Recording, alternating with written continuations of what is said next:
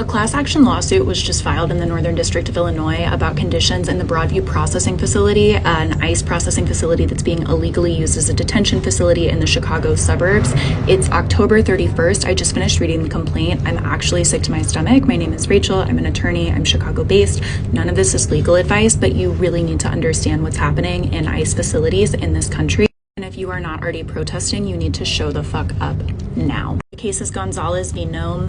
Pablo Moreno Gonzalez and Felipe Augustin Zamacona are going to be the class representatives, but this is on behalf of everyone that's detained in Broadview, assuming that the class is certified. The complaint is 76 pages long, so I'm just going to highlight some of the allegations that are in that complaint. As stated, the Broadview ICE facility at 1930 Beach Street is a processing facility. It's not designed to have people held for extended periods of time, but there are people that have been held there for 3 weeks or more. People are sleeping on concrete floors or plastic chairs. Sometimes people are having to stand up through the night because these cells are so overcrowded. There's insufficient food and water, and federal agents sometimes view food and water as rewards for good behavior. There's no showers. There's 2 inoperable showers that are used for storage in the facility. There's no distribution of menstrual products. There's no soap. Pregnant women are held here for days. There was a woman in her late 70s that was held for 4 days. There's no food facilities or food prep staff. The toilets are in the holding cells. They are visible across mixed gender spaces. There's no medical intake. People don't have access to their meds. Pregnant people have been denied access to their meds. People who are diabetic have been denied access to their meds. One man appeared to have a heart attack and officers laughed at him. There was a man who was held in his 70s for multiple days who needed help using the bathroom.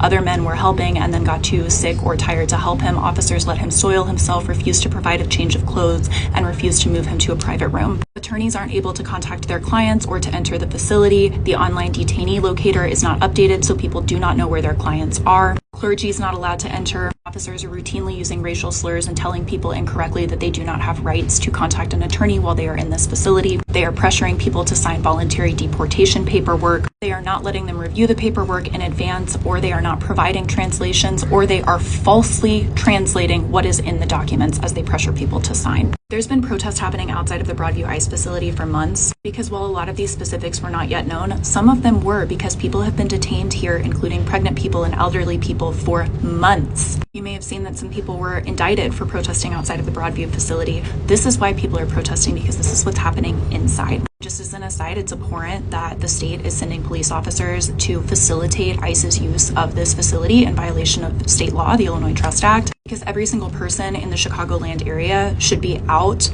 forcing them to shut this facility down. These are conditions you would read about in a history class where you were learning about 1930s Germany. And in Chicago, CBS News broke earlier this week that 3,000 people have been arrested and the federal government either can't or won't account for their locations. I'll be outside the Broadview ICE facility tomorrow, November 1st at noon, and I hope to see you there tomorrow or another day that you can make it.